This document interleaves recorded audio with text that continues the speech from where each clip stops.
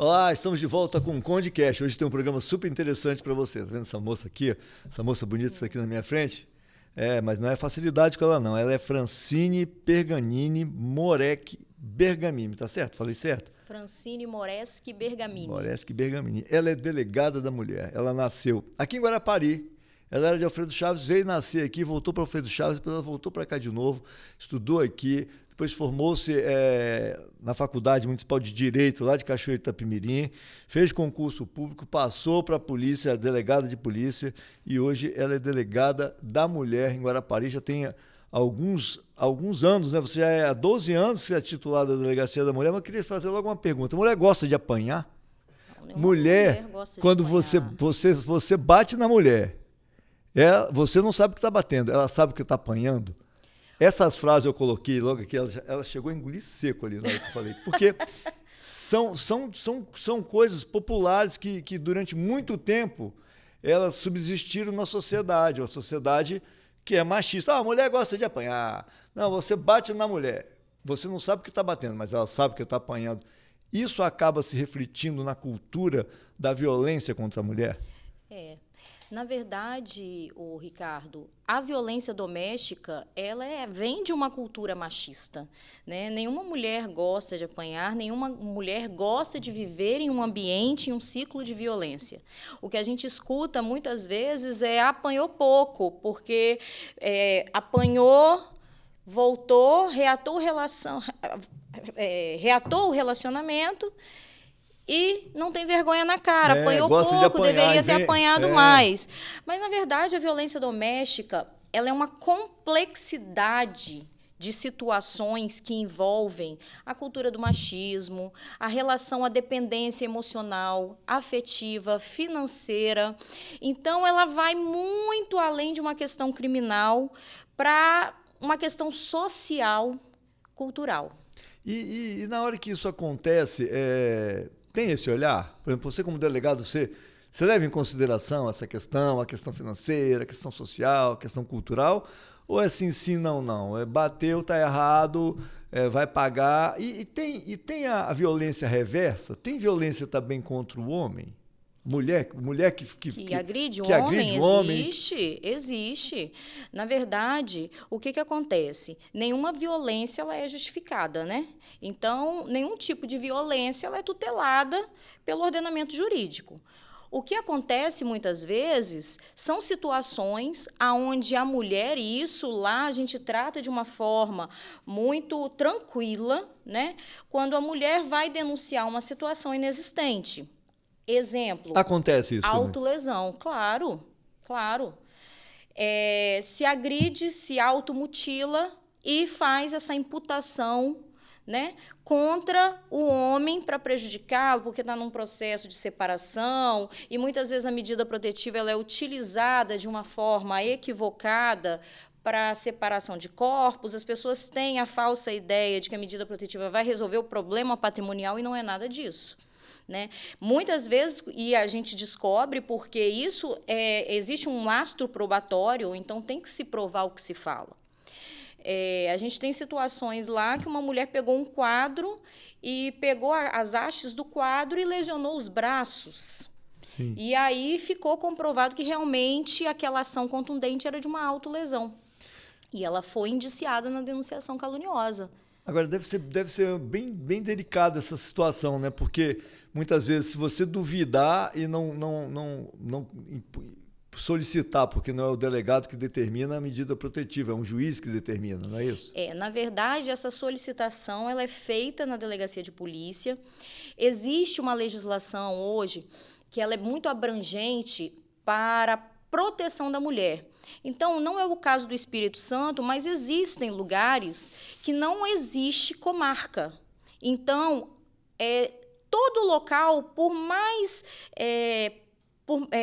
menos desenvolvido, existe uma delegacia de polícia. Sim. Mas muitas vezes não existe um fórum. Mas aí cabe a delegada, no caso, ou o delegado da mulher. Existe uma legislação que diz que no local onde não exista um juiz, um foro, o delegado de polícia poderá deferir uma medida protetiva de urgência, que não é o caso do Estado do Espírito Santo. Então, aqui tem. Mas, assim, você chegou a uma questão lá, tem uma reclamação, uma denúncia. O requerimento é feito pela autoridade policial e encaminhado ao judiciário no prazo de 24 horas. Sim, mas aí você não tem que fazer uma investigação antes? A mulher chegou lá, mas ela tinha se automutilado. Como é que fica essa situação? Então, você boa tem que dar pergunta. Porque muitas vezes você acha, essa mulher ela se automutilou, aí eu não vou pedir logo a medida protetiva, mas não era isso, aí acontece uma coisa pior, a mulher pode ser morta, etc, Então, etc. na verdade, a medida protetiva ela é uma medida cautelar. Ela não faz um juízo de valor se o fato aconteceu ou não. É uma medida que existe para a proteção dessa mulher. Então, se o fato existiu ou não, ele vai ser apurado através de um instrumento, né, comprobatório lá no bojo do inquérito policial. A medida protetiva, ela é uma medida que ela serve para garantir a integridade física e psicológica da vítima. Então, o lastro probatório, como é um instrumento que eu tenho que encaminhar com muita rapidez, a gente não faz um lastro probatório dentro desse pedido. De imediato. Então, a vítima, ela comparece na delegacia, então, se ela tem documentos, se ela tem lesões, ela é encaminhada imediatamente a exame e nós juntamos o que a gente dispõe de imediato. Então, o que a vítima dispõe de imediato, a gente junta.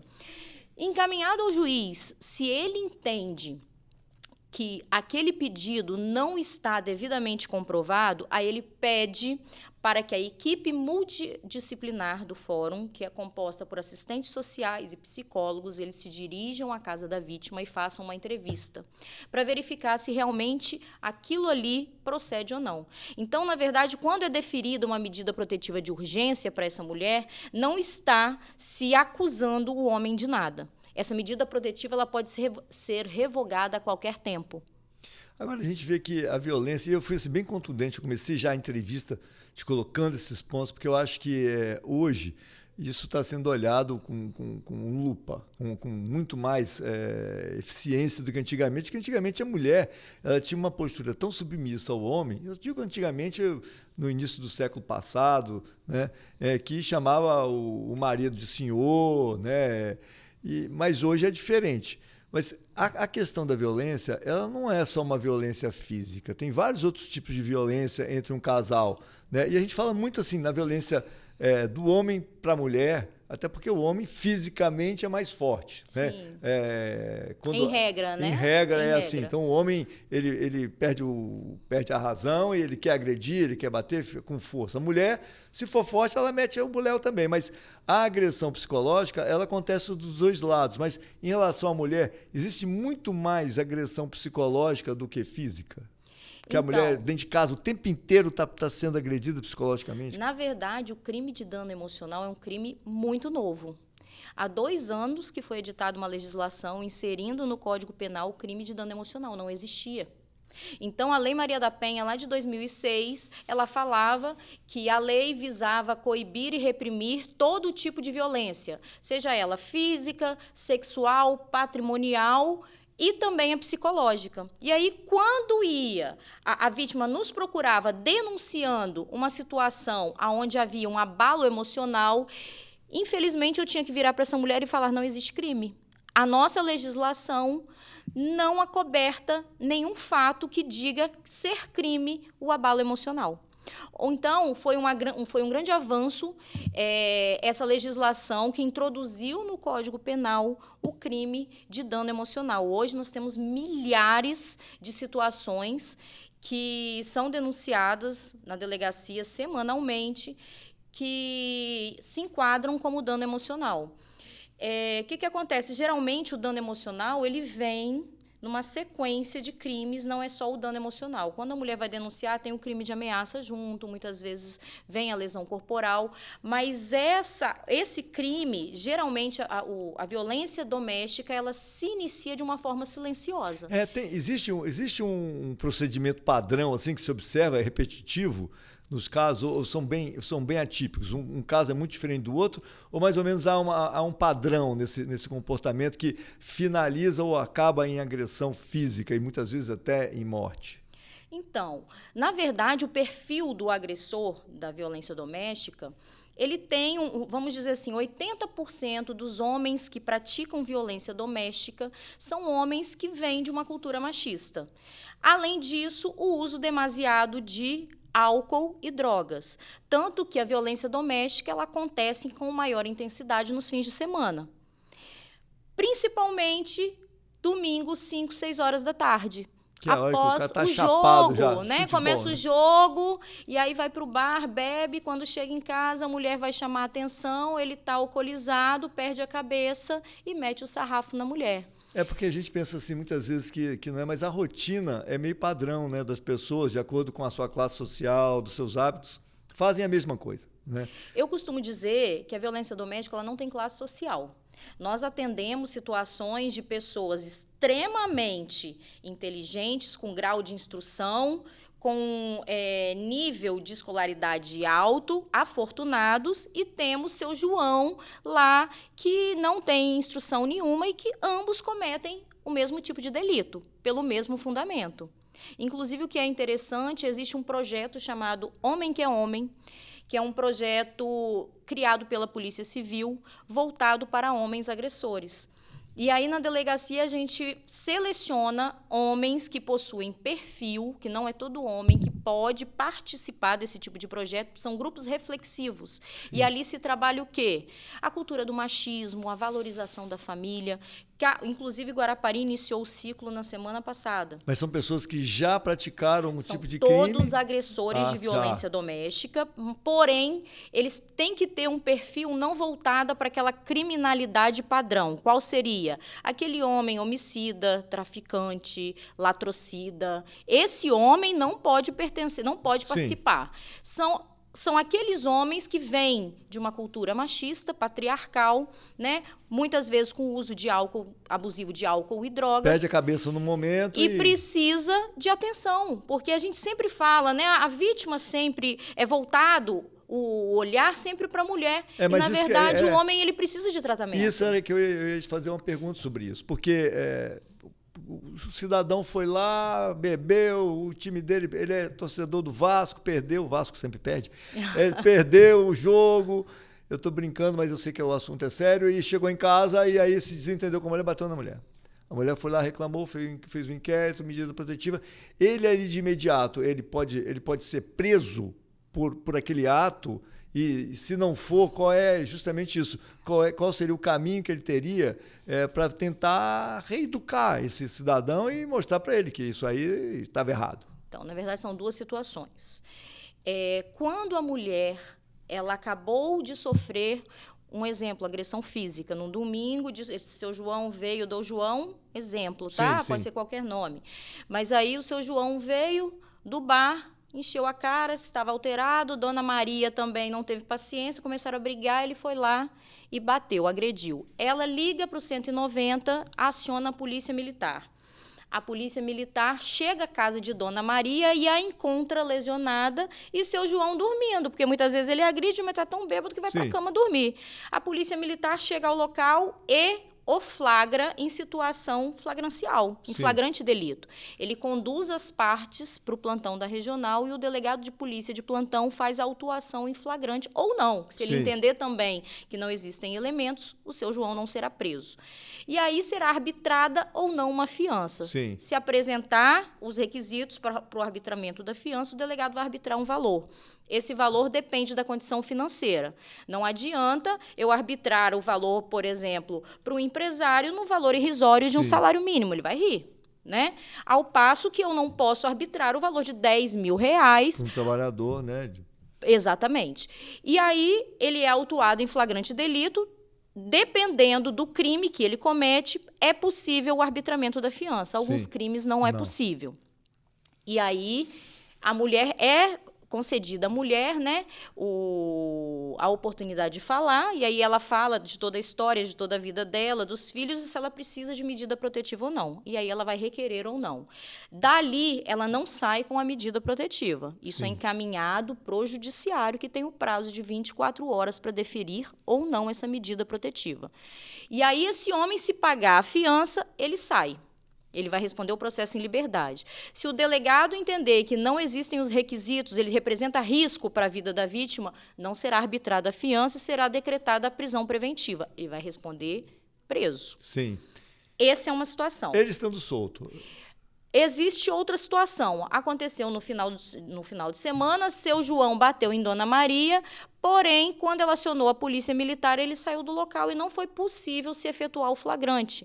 Dona Maria aparece segunda-feira lá na delegacia para noticiar essa agressão. Então, é registrado um boletim de ocorrência, ela é encaminhada a exame, né, a exame clínico e faz o pedido de medida protetiva e ele vai responder ao processo inicialmente em liberdade. É instaurado o inquérito policial, ele respondendo em liberdade. É deferida a medida protetiva. Seu João foi determinado judicialmente que ele se afaste do lar, porque ele representa riscos à vida da vítima, dos familiares, de testemunhas, e seu João simplesmente fala, não vou, não vai ter juiz nem polícia que vai me tirar de casa. A vítima vai até a delegacia e comunica isso. Quer dizer, mas dentro desse processo todo, é fundamental que haja uma decisão da vítima em perpetuar, não em perpetuar, mas em levar adiante o processo. Sim. E a gente vê assim, que vários casos aqui, nós tínhamos recentemente aqui na TV Guarapari, eu acompanhei um caso de uma menina nova, que o namorado já batia nela frequentemente, no final ele agrediu demais, ela não falava, passava de um dia para o outro. Existe realmente isso, a mulher fica numa situação que era seu João, o marido dela, foi a primeira vez que aconteceu, ele estava bêbado, não fala nada. Acontece muito. Aí a polícia chegou, ele já tinha saído, no outro dia ela não vai lá. Acontece. Esse percentual é muito grande das mulheres que deixam acontecer e aí aparece aquela história, essa mulher gosta de apanhar, o marido bate nela todo dia, no dia seguinte ela está lá de novo. Sim, vou te dizer, eu ouso dizer que quase que 80%. A dependência afetiva ela é muito maior que a financeira. Então, isso pesa muito, porque ela vai pensar que ela vai afastar o pai dos filhos, ela vai ter que criar os filhos longe de uma referência paterna, porque seu João, ele é trabalhador e ele põe alimento dentro de casa. Não é uma situação simples. Assim só quando ele bebe que ele vira um demônio. E aí eu costumo dizer, uma vez, uma situação, logo quando eu cheguei a Guarapari, na delegacia, eu atendendo uma situação, eu estava de plantão, chegou uma senhora, e aí a gente faz aquela entrevista, e era uma situação típica de violência doméstica de fim de semana de ingestão de bebida alcoólica. E aí eu perguntava para a Dona Maria, exemplo, né? Dona Maria, não, ele quando não bebe, ele é um excelente pai, ele é um excelente marido, ele é trabalhador, ele põe comida dentro de casa, mas quando ele bebe, ele vira um demônio. Ah, sim. E Dona Maria, qual é a frequência que ele bebe? Todo dia. Ou seja, seu João é o capeta todo dia. De manhã ele é uma pessoa, chega no fim da tarde ele é outra, ele se torna uma pessoa agressiva. Mas existe alguma forma de apoio psicológico? Porque essa é realmente uma situação muito delicada, que envolve complexa, várias questões, né? Que nós falamos aqui no início, porque a relação afetiva de longo prazo, né, que a pessoa tem, toda essa dependência, não é a dependência só financeira, é a dependência afetiva também, é difícil para a pessoa se desconectar daquilo. E assim, o Estado tem estrutura para isso? Ou qual seria a solução que a gente teria dentro da sociedade, que você que milita com isso, você deve pensar sobre isso, né? Porque o seu papel não é só pegar o cara, prender e proteger a mulher. Eu acho que você se preocupa também com tudo isso que está envolto, né? Qual seria assim, o melhor formato que a gente teria para dar esse apoio psicológico, não só para a mulher, porque a mulher precisa tomar uma decisão, porque isso pode passar e não acontecer nada. Mas pode se transformar numa coisa que levar a um crime em que a pessoa pode morrer. Exatamente. Né? Qual seria o melhor formato que a gente teria para combater isso aí? Então, na verdade, é um grande desafio do operador do direito, né? Principalmente da segurança pública, que trabalha no combate à violência doméstica. Eu estou no combate à violência doméstica há 12 anos em Guarapari. Passei 2 anos em Linhares, na Delegacia da Mulher, trabalhando com isso. Fiquei 1 ano em Guarapari, trabalhando em outra delegacia, e estou há 12 anos na Delegacia da Mulher de Guarapari. Envolve uma série de questões.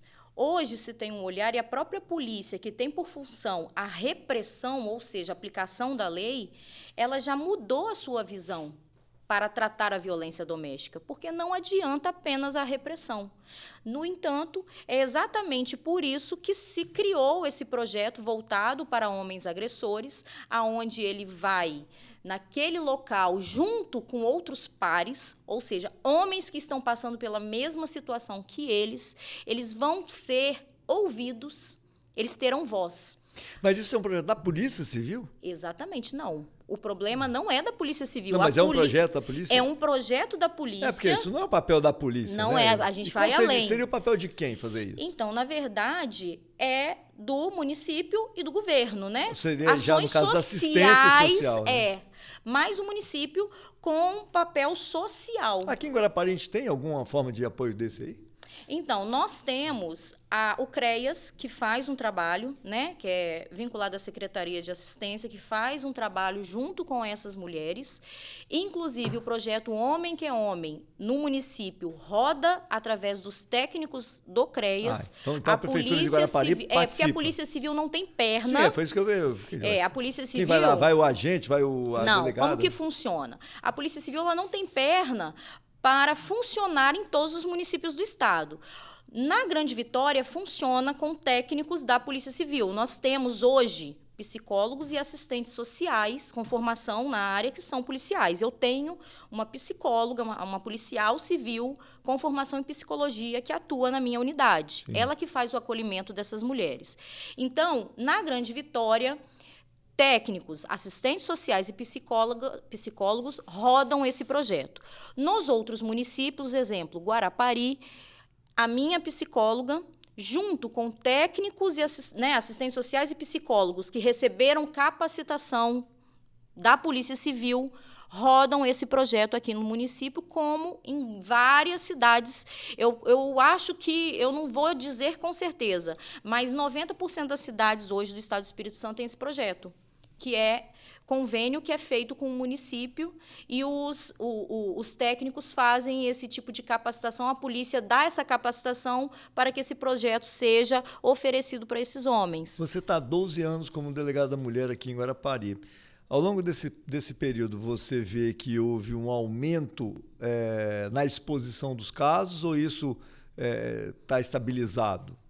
Porque eu faço exposição porque a gente não consegue medir o que acontece dentro da casa dos outros. Nesse caso da violência doméstica, domiciliar. Não vamos falar sobre outros tipos de violência que existem. Mas a exposição tem aumentado? As mulheres estão ganhando coragem de ir lá e falar? Então, na verdade, quando me perguntam, Francine, a violência doméstica ela aumentou? Não, a violência doméstica ela não aumentou. Os números aumentaram. A gente nem sabe se aumentou ou não, mas se os números aumentaram, os números o que aumentaram, a gente tem, porque a violência doméstica sempre existiu. Sim. Né? Antigamente, antes de 2006, não existia uma legislação específica. Então, aquele agressor ele era conduzido para a delegacia, assinava um termo circunstanciado e saía junto com a vítima, na mesma porta, na porta da frente da delegacia. Não haviam institutos de proteção. Então, era considerado um crime de somenos importância. Com a legislação 11.340, que é a Lei Maria da Penha, começou a dar um novo olhar para a violência doméstica, né? A importância, porque muitas mulheres passaram a morrer em razão da violência sofrida dentro de casa. Tanto que o feminicídio, a legislação que tutela o feminicídio tem 5, 7 anos no máximo. Né? Antigamente era tratado como homicídio normal, homicídio de mulher. Então, o que se aumentou realmente foram os registros. As mulheres elas estão mais encorajadas, sim, em denunciar, em dar um basta a essa violência, a esse ciclo de violência. Você acha também que a questão também da mulher ganhar mais espaço na sociedade como um todo aumentou o ciclo de violência? Porque eu vejo assim, num determinado momento as mulheres eram submissas. Então o homem chegava, falava, ela não retrucava, ficava por aquilo mesmo, ela engolia seca, ia chorar no canto lá. A mulher foi ganhando cada vez mais espaço na sociedade ao longo dos séculos, aqui agora mais recente. Isso não faz com que haja mais confronto. E o homem também, à medida que ele vai se vendo questionado naquela posição dele espaço, de né? dominador, de que eu estou certo, eu falo, você escuta, isso também aumenta a tensão entre os casais? Exatamente. Na verdade, a violência doméstica ela é cíclica. ela começa num período de explosão. Então, o casal ele está num momento de crise, acontece a explosão, e aí vem o conflito e gera a agressão. Logo depois vem, então ela gira, né? Então, logo depois da explosão, onde acontece a agressão, vem a lua de mel, onde esse casal faz as pazes. E aí eles ficam numa boa de novo.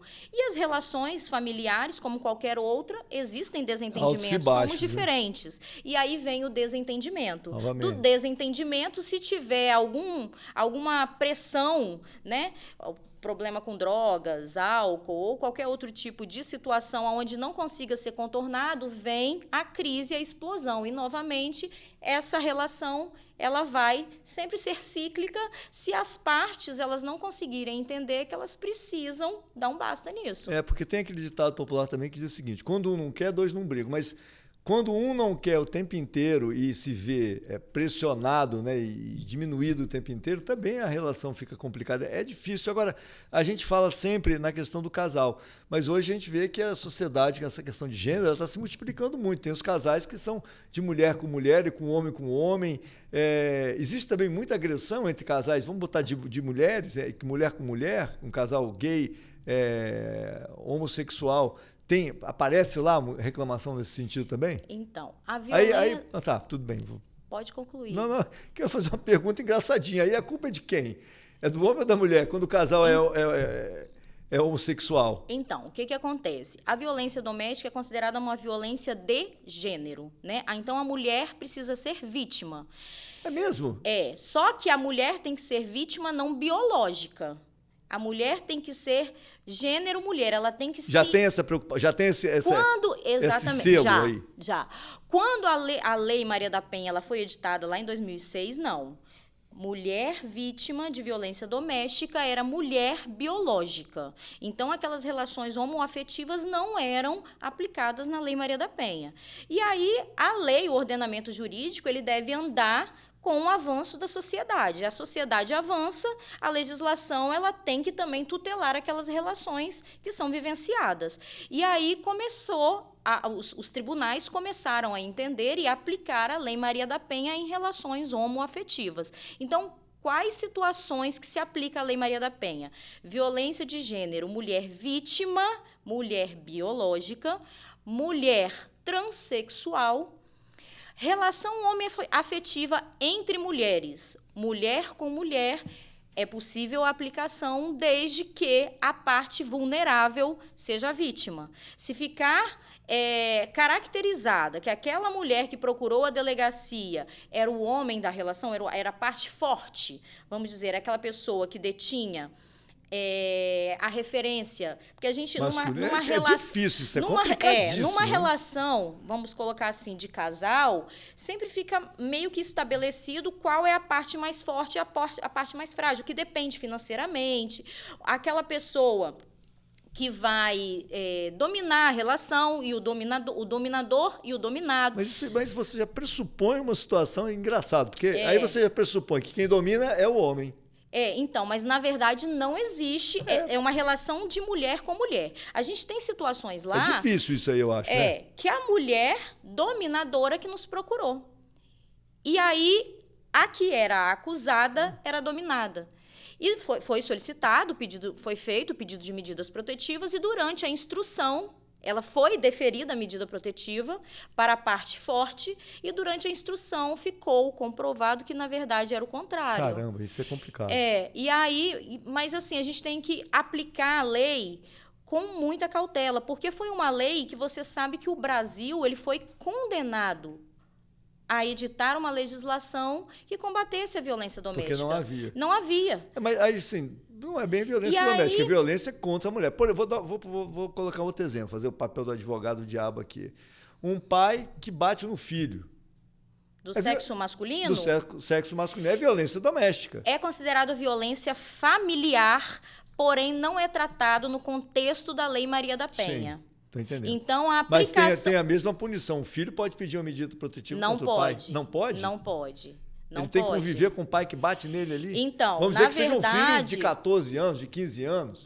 Na verdade, existem medidas cautelares diversas da medida protetiva, não são aquelas previstas na Lei 11.340. Sim. Então, o nome talvez não seja medida protetiva. Não se usa essa expressão medida protetiva, mas é possível, dentro da legislação, se pedir uma medida cautelar de proteção para aquela vítima vulnerável. Sim. Assim, da mesma forma com relação ao idoso, ao deficiente físico, existe uma legislação onde pode, sim, se conceder uma decisão judicial de afastamento, de proteção, mas não é dentro do contexto da Lei Maria da Penha. E no caso de uma relação homoafetiva de dois homens biológicos, mas que um tem uma postura dominada, aí no caso como você colocou, e o outro é o dominante. O dominado seria a mulher, ele pode pedir a proteção? Se ele se apresentar socialmente como mulher, sim. Vai ter que vestir como mulher? Ele tem que se apresentar Mas socialmente como mulher. Então, se ele for homem, se forem dois homens, não cabe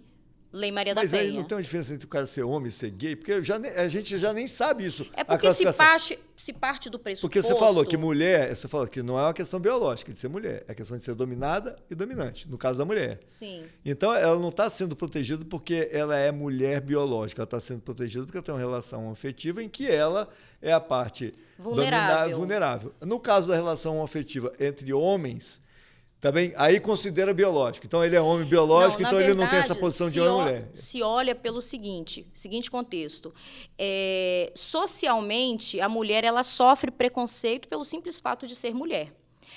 Ela ainda recebe menores salários, ela ainda ocupa os mesmos cargos e recebe menores salários, ela ainda sofre preconceito, às vezes por estar dirigindo, ela ouve... barbeira, exatamente. Só podia ser uma mulher. Exatamente. Então, em razão deste tipo ainda de preconceito, de discriminação, de acesso... Na política, a gente tem pouca expressão, né? Pouca representação de mulheres na política. Mas isso tudo por uma questão histórica. Mas não tem um pouco do lado da mulher também. A mulher não se apresenta.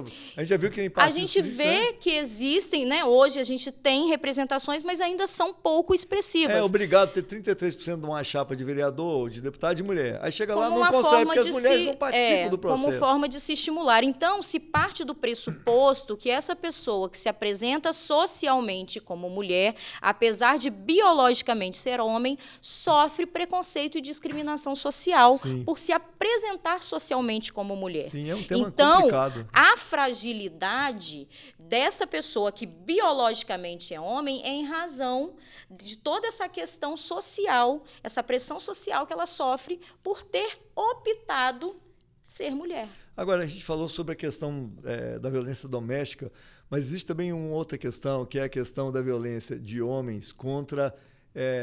menores, contra crianças, contra jovens, e o que a gente vê é que isso muitas vezes passa desapercebido e escondido e gera traumas futuros. A gente vê muitos casos desses.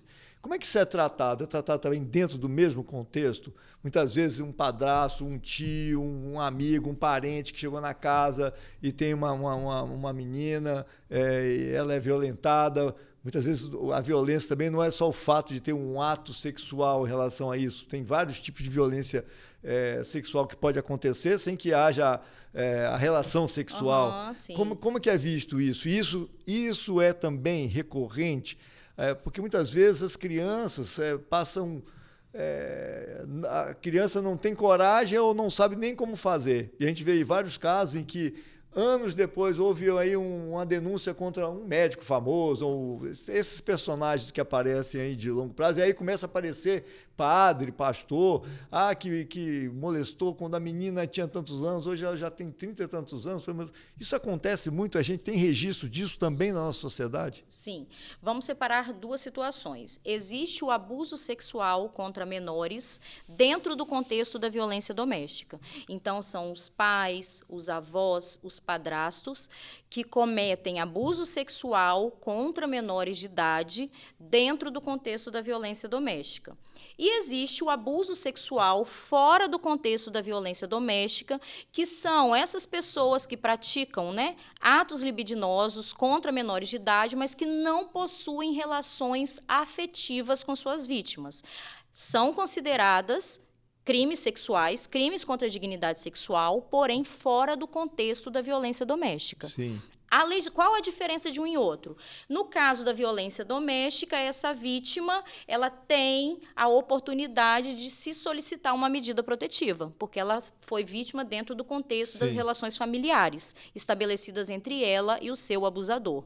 Ao passo que o abuso sexual cometido, por exemplo, por um padre, um médico, um jogador de futebol, professor de escolinha de futebol, neste caso não cabe medida protetiva, porque não existe relação, né, de afetividade entre as partes, porém o crime é o mesmo, é o crime de estupro de vulnerável previsto lá no artigo 217-A. Um será tratado como violência doméstica e o outro não, embora os dois sejam considerados o mesmo crime no Código Penal. Mas então a Lei Maria da Penha se aplica só à violência que acontece dentro de casa? Ou em geral para a mulher? Por exemplo, vou dar um exemplo. Não. A gente sabe que tem menores de idade, meninas que são menores de idade, que são prostitutas, que muitas vezes, eu não sei nem se existe mais isso, prostíbulos, etc., mas que são meninas de programa, etc. O cara se relacionou com aquela menina ali, não é uma coisa que aconteceu dentro de casa, ela achou no direito de questioná-lo juridicamente. Não cabe a Lei Maria da Penha nesse caso. Depende. Eu falo que a Maria da Penha, ela sempre tem que se analisar o caso concreto. Por exemplo, conheci uma pessoa, fiquei com ela esporadicamente 2, 3, 4 vezes. Isso não é considerado Lei Maria da Penha. Não existe uma relação, eu não estabeleci uma relação de afetividade com essa pessoa. Sim. É o ficante. Não é Maria da Penha. Então, o ficante bateu na ficante, ela não está é protegida. Maria da Penha. Isso é complicado. Não é que não esteja protegida. Existe uma legislação específica. Uma legislação. Mas cai na sua mão da Delegacia da Mulher ou vai para o delegado lá? Vai para a delegacia, para a DIPO, que é a Delegacia Residual. Delegacia da Mulher, ela atende todos os casos de violência doméstica contra maiores de 18 anos até 59 anos, porque Guarapari tem uma delegacia de proteção à criança e ao idoso. Então, mulheres vítimas de violência doméstica de 18 a 59 anos são atendidas na Delegacia da Mulher. E todos os casos de crime contra a dignidade sexual, independente de ser relação de violência doméstica ou não, desde que essa mulher tenha 18 a 59 anos. Eu estou até aqui pensando assim, e se for uma pessoa com mais de 60 anos? Aí vai para a Delegacia do Idoso. Delegacia do Idoso. Tem a Delegacia do Idoso? Tem a Delegacia do Idoso e da Criança e do Adolescente. Vou anotar o número aqui, eu estou com 62, já sou na Delegacia do Idoso, se acontecer alguma coisa. Mas eu tô relaxando aqui a nossa conversa, porque eu queria fazer uma pergunta para você que é interessante, que eu vejo hoje em dia. Você vai na delegacia, antigamente você chegava na delegacia, já tinha a cadeira ali atrás, o preso estava ali. Aqui em Guarapari era assim, era um ambiente extremamente frio, truculento, né? Tá bem. Você pegava o delegado, aquele cara forte, grandão, agora você chega na delegacia da mulher enquanto você, Francine. Você é minhonzinha, cabelo louro, batom, assim. Marmanjo não quer botar moral em você na delegacia, não. Eu falei, você tem isso? Então, eu conto uma história que é muito interessante, né? Eu me tornei delegada muito nova, com 25 para 26 anos de idade. Então, eu tinha cara de menina. E quando eu entrei, o concurso, já tinha mais de 10 anos que não se fazia concurso. Sim. Então, a polícia estava muito velha. Então, ver uma figura de uma mulher delegada e nova foi difícil até para os policiais encararem. Então, eu sofri violência institucional, preconceito. Muitas vezes eu era testada, doutora, tem certeza que é essa decisão que a senhora vai tomar? Tipo ameaça, né? Cuidado. Não ameaça, mas assim, ser desafiada pelo fato de eu ser mulher, nova, sem experiência, loira. Já botou a pistola em cima da mesa, assim, então, olhou para cara do cara alguma vez? Foi muito mais difícil do que o meu colega com 25, 26 anos do sexo masculino. Né? Por quê? Porque eu tive que provar que eu tinha capacidade e competência para estar exercendo aquela função. Hoje, então, naquele momento, tive, sim, muita dificuldade. Hoje, criei uma casca, uma identidade de mulher forte, né? Falo até que todo mundo fala loura brava de Guarapari, né? Mas, na verdade, eu tive que criar um personagem para ser respeitada. Por homem é mais fácil, né? Para o homem é mais fácil. Você imagina, você chega num indivíduo que é agressor de mulher. Ele vai lá na delegacia da mulher, encontra com você, pode querer se criar. Existe caso assim, o cara quer se criar em cima de hoje você? não mais. Mas o que é muito interessante? Eu falo assim, não é dentro da instituição, mas o cara que chegou lá, hoje o não valentão mais, que bate mulher. Mas, exemplo, hoje não mais, os homens já sabem, né? Doutora Francine, muitos anos aqui, olham para mim e já sabem, a loura brava, não posso mexer com ela, porque realmente ela aprende e ela faz acontecer. Mas hoje, na delegacia da mulher, a composição, eu só tenho um homem. O resto são todas policiais e a maioria do último concurso. Então, minha escrivã tem 27 anos. A própria mulher se sente melhor chegando lá, assim, porque muitas vezes... já é proposital, né? A Lei Maria da Penha diz que será preferencialmente atendida por mulheres. Ela fala assim, poxa, eu estou apanhando de um homem, eu vou chegar lá falar para um homem, ele vai logo falar para ela, você merece apanhar, minha filha. Porque o machismo, ele... Apesar de que, para trabalhar em delegacia da mulher, os homens precisam claro. ter perfil não, também. É claro, mas... Dentro da cabeça da vítima, muitas vezes ela passa por isso, ela fica com vergonha. Não se sentir acolhida, né? Exatamente. Mas aí, o que eu estava te falando a respeito do homem querer crescer. Então, eu tenho a minha escrivã é novinha e eu já tive situações que são engraçadas, porque minha sala é a última sala. Então, para me acessar é mais difícil. Só que eu tenho um ouvido, eu fico o tempo todo alerta. E tinha um senhor que minha policial estava fazendo a oitiva dele, estava ouvindo, e ele crescendo com ela. Respondendo de uma forma desrespeitosa, alta, e eu saí da minha sala, passei na frente dele, botei a mão na cintura e perguntei, algum problema? Na hora o semblante dele mudou. Tipo assim, essa aí é a delegada, é a brava. Sim. Eu falei assim, eu quero que o senhor fale baixo. Eu não estou entendendo porque que o senhor está gritando com a minha escrivã. Ela está trabalhando. A pergunta que ela está fazendo, fui eu que determinei que ela fizesse. Então, o senhor haja com respeito. Entendeu? Sim, senhora. Então, assim, por que eu tive que agir dessa forma? Mas é a postura do delegado, porque eu passei por esse processo também que ela passou. De não ser respeitada, de ter que mostrar que era competente, que estava ali porque fazia jus ao cargo. Ela enfrenta hoje esse preconceito que eu enfrentei lá atrás. Bom, nós estamos chegando ao fim aqui da entrevista. Eu acho que foi bem profícuo, a gente falou sobre vários temas. Eu queria que você deixasse não um conselho, que conselho que se fosse bom se vendia, não se dava, como disse também. Hoje eu estou cheio de ditado popular aqui, mas qual é a recomendação que você dá para as mulheres que têm uma relação instável em casa em relação a essa realidade? Então, na verdade, eu costumo dizer que a violência doméstica, ela não se acaba se as partes não forem tratadas e não pedirem ajuda, né? Então, acontece a primeira, vamos dizer, agressão verbal. Ah, vou deixar para lá, porque ele gosta de mim, ele estava bêbado, ele perdeu a cabeça e silenciou, não houve a denúncia. E aí acontece uma outra situação onde essa agressão ela acaba sendo mais grave. Acontecem os empurrões e a vítima vai deixando de forma que essa violência ela vai evoluindo. Isso daí, se a vítima não der um basta, possivelmente vai chegar a uma violência mais grave até o ponto da mulher perder a vida. Sim. E aí eu costumo dizer, não só para as mulheres, mas para a sociedade. Em briga de marido e mulher, a gente mete a colher, sim. A sociedade, ela é responsável. Muitas vezes um vizinho, um parente, a mãe, a avó, a tia, o filho, pode chegar e fazer a denúncia. Exatamente. Quando eu dou minhas palestras, eu passo um videozinho que ele é bem rápido, mas muito impactante. Quando a gente diz que em briga de marido e mulher a gente mete a colher, a gente contribui para evitar uma morte. O videozinho ele narra exatamente a história de um casal que briga constantemente, diariamente, e a vizinha do apartamento ao lado todos os dias escuta essa briga e fica apreensiva, mas não toma nenhum tipo de providência. E aí a última briga, ela ouve, né, a confusão, a briga entre o casal e no fim acaba, fica tudo em silêncio. Ela diz, graças a Deus, novamente eles pararam de brigar e passa-se algumas horas, a polícia bate na porta dela, perguntando se ela tinha conhecimento daqueles fatos, porque a vítima, né, a vizinha dela, havia morrido, se ela poderia contribuir de alguma forma, se ela tinha escutado alguma coisa. Sim. Então, a omissão mata também. Com certeza. Se ela tivesse denunciado lá no início, possivelmente, aquele agressor, por mais que a vítima não tenha tomado, não quis medida protetiva, mas aquele agressor sabia que os vizinhos estavam de olho. Com certeza. Se ela não tomar providência, os vizinhos vão tomar. Pois bem. Bom, eu conversei com a doutora Francine, a delegada da mulher aqui em Guarapari. Ela é a loura brava, A loura então brava. não vem frouxar, não. E eu queria agradecer a sua presença, deixar para você aqui um presente, que é uma Ah, caneca do obrigada. Condecast, para você lembrar lá da Obrigada. nossa conversa. Agradecer a você e dizer para vocês que estão assistindo que logo, logo vem um novo tema aqui no Condecast. A gente se encontra lá.